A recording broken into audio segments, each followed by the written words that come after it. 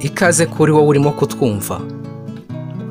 Nk'uko bisanzwe, iyi ni Ingando Online channel ibagezaho ibiganiro bitandukanye byibanda ku buzima no gusobanura inzozi zinyuranye. Mu kiganiro twabateguriye uyu munsi tugiye kugaruka kuri tangawizi mu buryo burambuye, aho turi bwibande ku ndwara ishobora kuvura. Usanga nubwo twese tuzi tangawizi, ariko ifite akamaro gakomeye cyane tutajya dutekerezaho, nubwo abenshi tugikoresha nk'ikirungo, abandi tukayishyira mu cyayi, abandi tukayishyira mu bindi bintu bitandukanye. Ariko tangawizi burya ifite umumaro ukomeye cyane, ari wo turaza kugarukaho mu buryo burambuye muri iki kiganiro. Niba rero udukurikiye aribwo bwa mbere, nagira ngo nkusabe aho uherereye ntuze kwibagirwa gukora subscribe no kwemeza kunzogera, kugira ngo ujye ushobora kubona ibiganiro byacu tukibishyiraho ako kanya. Tangawizi ni igihingwa kiri mu muryango w'indabyo, gifite inkomoko mu majyepfo y'Iburasirazuba bwa Aziya. Tangawizi iri mu birungo byiza kandi biryoshye cyane ku isi. Iyo ihinze uba ubona imeze nka sitariya cyangwa ibyatsi by'imicyayicyayi, ariko mo hasi hakaba harimo ikinyabijumba, aricyo dukunda kwita tangawizi nyirizina. Tangawizi rero ishobora gukoreshwa ikiri mbisi bubisi, yumye yahinduwemo ifu, cyangwa igakoreshwa nk'amavuta, cyangwa se ikaba yakoreshwa nk'umutobe. Hano rero mu kiganiro cyacu cy'uyu munsi turi bwibande ku nyungu 11 zagaragajwe n'abashakashatsi tangawizi ifitiye ubuzima bwacu.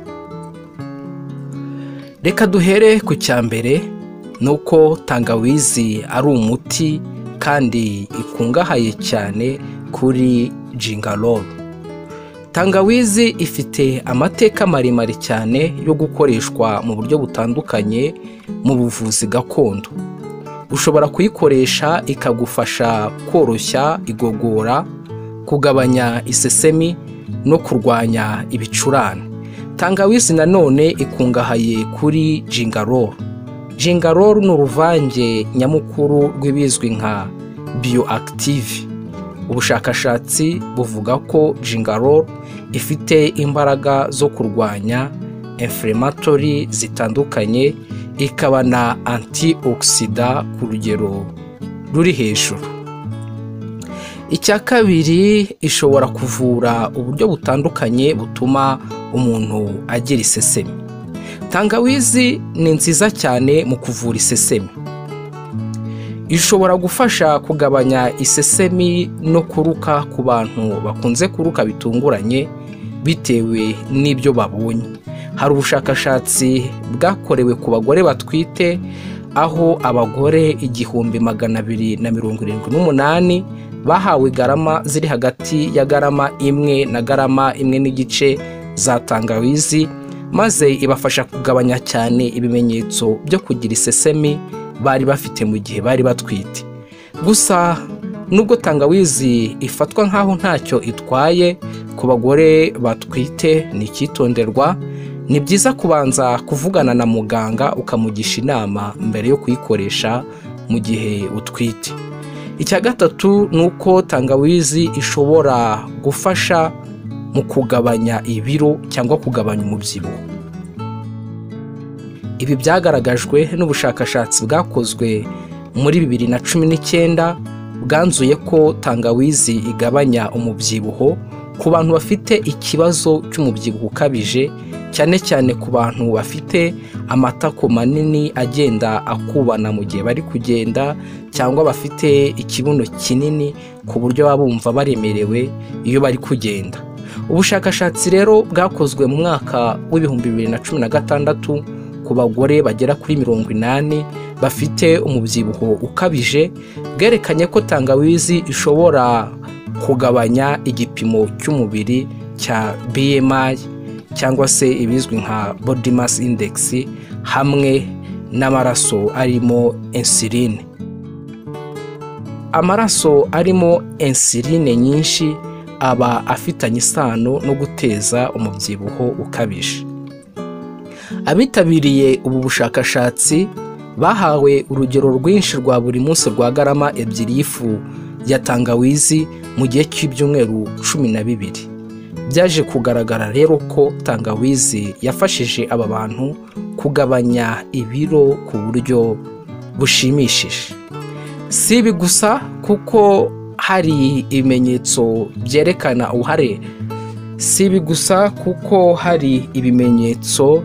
byerekana uruhare rwa tangawizi mu gufasha kwirinda umubyibuho ukabije byagaragaye no ku nyamaswa, aho abashakashatsi babonye imbeba zanywaga amazi arimo tangawizi cyangwa zikarya ibishishwa bya tangawizi.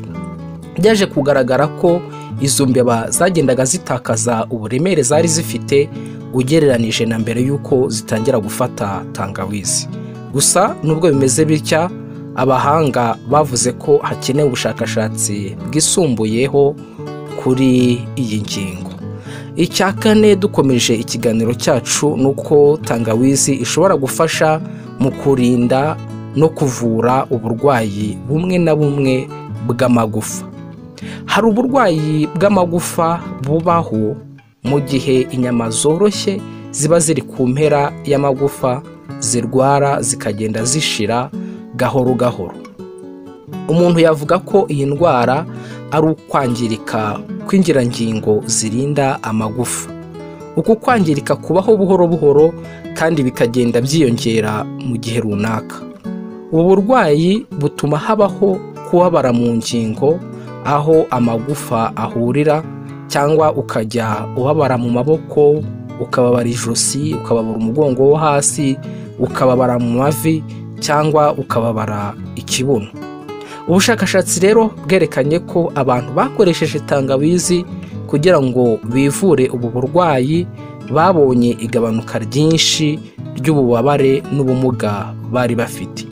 Ubu burwayi bukaba buzwi ku izina rya OA mu magambo ahinnye y'Icyongereza. Abitabiriye ubu bushakashatsi bakiraga miligarama 500 na garama 1 ya tangawizi buri munsi mu gihe cy'ibyumweru 3 kugeza ku byumweru 12. Icya gatanu ni uko ishobora kugabanya cyane isukari mu maraso. Tangawizi ishobora kugabanya cyane isukari iri mu maraso. Ubushakashatsi bushya bwagaragaje ko tangawizi ishobora kuvamo imiti irwanya diyabete. Mu bushakashatsi bwakozwe mu mwaka wa 2015 ku bantu 41 bari barwaye diyabete yo mu bwoko bwa 2, bagafata garama 2 z'ifu ya tangawizi buri munsi, byabagabanirije isukari yo mu maraso ku gipimo cya 12%. Icya gatandatu ni uko tangawizi ishobora gufasha kuvura uburwayi bw'igifu buzwi nka chronic indigestion. Chronic indigestion ni uburwayi buhoraho bwo kubabara mu gifu ahagana hejuru, cyangwa kumva utameze neza mu nda yo hejuru, cyane cyane mu gihe urangije gufata amafunguro. Abashakashatsi rero bizera ko gutinda kw'amafunguro mu gifu ari imwe muri moteri yongera ubu bubabare. Byagaragaye rero ko abantu bafata tangawizi bafite iki kibazo ibafasha kwihutisha igogora, hanyuma ibiryo bigashira mu gifu vuba, maze umuntu akarekeraho kubabara. Icya karindwi ni uko tangawizi igabanya cyane ububabare buza mu gihe cy'imihango ku bagore n'abakobwa. Bumwe mu buryo gakondo bwo gukoresha tangawizi ni ukuyikoresha mu kugabanya ububabare. Mu bushakashatsi bwakozwe mu mwaka wa 2009, abagore basaga 150 bari bafite ikibazo cyo kubabara mu gihe cy'imihango basabwe gufata tangawizi cyangwa imiti yindi igabanya uburibwe mu gihe cy'iminsi 3 ibanziriza iyo kujya mu mihango. Amatsinda y'abagore yafashe ibinini bikoze muri tangawizi yabashije kuvuga ko gufata ibyo binini byabagabanyirije uburibwe ku rugero nk'urw'indi miti igabanya uburibwe bari basanzwe bakoresha. Ikindi ni uko ubushakashatsi buherutse gukorwa nabwo bwanzuye ko tangawizi ikora neza nka acide mefenamique, acetaminophen, kafeyine na ibuprofene. Icya munani ni uko tangawizi ifasha kugabanya urugero rwa cholesterol mu mubiri. Kwiyongera kwa cholesterol mbi mu mubiri bifitanye isano no kwiyongera kw'indwara z'umutima. Ibiryo umuntu arya bishobora kugira ingaruka zikomeye zo kuzamura urugero rwa cholesterol mbi mu mubiri izwi ku izina rya cholesterol ya LDL. Mu bushakashatsi bwakozwe mu mwaka wa 2018 ku bantu 60 barwaye uburwayi bwo kugira cholesterol nyinshi mu maraso, abantu 30 bakiriye garama 5 za tangawizi buri munsi babonye urugero rwa cholesterol mbi rugabanukaho 17.4% mu gihe cy'amezi 3. Iyo cholesterol ibaye nyinshi nanone mu mubiri ituma habaho ibinure byinshi mu mitsi itwara amaraso. Amaherezo ibyo binure bigabanya ingano y'ubunini bw'umutsi, bigatuma bigorana ko amaraso ahagije atembera mu mitsi. Ibi bituma habaho rero umuvuduko w'amaraso, guturika k'udutsi duto two mu mubiri, kurwara paralize cyangwa umutima ugahagarara gutera umuntu agapfa. Ariko ngira ngo nk'uko mwabyumvishije, gukoresha tangawizi bishobora kugabanya urugero rw'iyi cholesterol mbi mu mubiri. Icya 9 tugana ku musozo nuko tangawizi ifitemo ibintu bishobora gufasha kwirinda kanseri. Tangawizi yizwe nk'ubundi buryo bwo kuvura kanseri zitandukanye. Hari imiti irwanya kanseri yitirirwa gingerol. Iyi gingerol ni ikinyabutabire kiboneka cyane muri tangawizi mbisi, kifitemo ububasha bwo kurwanya kanseri z'amoko atandukanye. Mu bushakashatsi bwakorewe ku bantu bafite ibyago bisanzwe byo kurwara kanseri y'umura, garama 2 z'umusemburo wa tangawizi ku munsi bafataga zagabanije cyane ibyago bari bafite byo kurwara iyi kanseri. Gusa nubwo bimeze bitya, ubushakashatsi butsukumbuye kuri iyi ngingo buracyakorwa. Icya 10 nuko tangawizi ishobora gufasha ubwonko gukora neza no kuburinda indwara ya Alzheimer. Alzheimer ni indwara igenda yibasira igice cy'ubwonko gishinzwe kwibuka n'ibindi bikorwa by'ingenzi byo mu mutwe. Iyi ndwara ituma habaho kwangirika k'uturemangingo tumwe na tumwe two mu bwonko, ku buryo bituma umuntu yibagirwa ku buryo bworoshye. Iyo bigeze ku bantu batangiye kugera mu kigero cy'izabukuru, iyi ndwara yo irushaho. Uretse kwibagirwa, ishobora no gutuma umuntu yitiranya ibintu. Rimwe na rimwe umuntu ukunze gutakaza kwibuka no kwitiranya ibintu, hari igihe aba arwaye iyi ndwara kuko ibyo ari byo bimenyetso nyamukuru biyiranga. Nubwo nta muti uhamye w'iyi ndwara ya Alzheimer uzwi, ariko tangawizi yafasha umuntu ufite iki kibazo kuko ubushakashatsi bwerekanye ko tangawizi ifite ibinyabutabire birinda ubwonko kwangirika. Ikindi nuko tangawizi ifasha kunoza neza imikorere y'ubwonko ku bantu bageze mu kigero cy'imyaka y'izabukuru, ku buryo umuntu uyikoresha arinda asaza akibuka neza. Icya nyuma ari nacyo cya 11 mu byo twabateguriye uyu munsi, nuko tangawizi ishobora gufasha umubiri kurwanya indwara ziterwa na mikrobe zifata mu kanwa. Ikinyabutabire cya gingerol kiboneka muri tangawizi gishobora gufasha mu kugabanya ibyago byo kwandura indwara ziterwa na mikrobe. Mu by'ukuri ibishishwa bya tangawizi bifite ubushobozi bwo kubuza bagiteri zimwe na zimwe gukura ndetse no kororoka. Nk'uko ubushakashatsi bwakozwe muri 2008 bibigaragaza, tangawizi ifite ubushobozi bwo kurwanya bagiteri zo mu kanwa zizwi nka gingivitis na parodontitis.